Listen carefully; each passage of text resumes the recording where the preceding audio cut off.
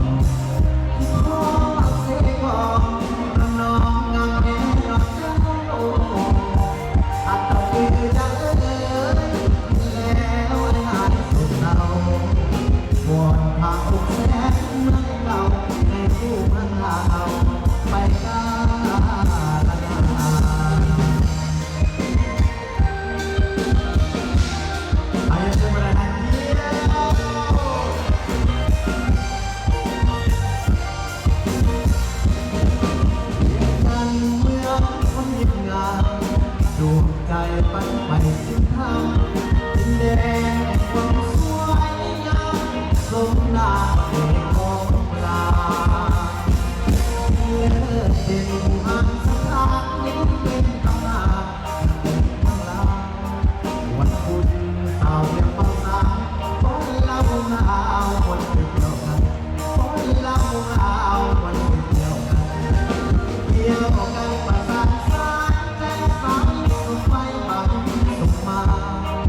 เที่ยวกันประสานสายตาสามส่งมาบ่าวยิ้มส่งให้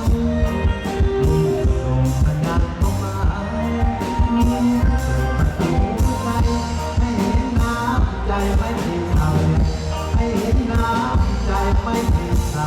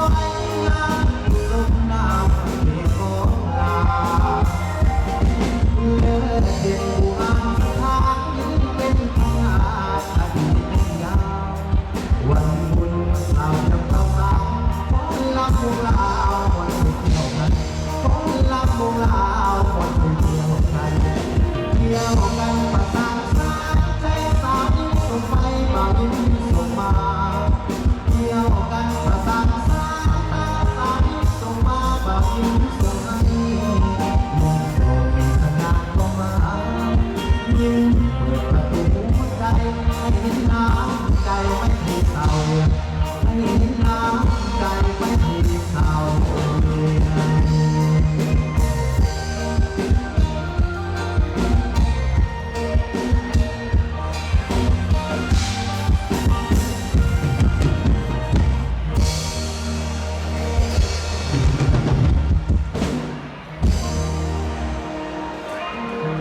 ขอเสียงตบมือดังๆอีกทีนึงให้ทั้งการนับทางหลักทุกทาง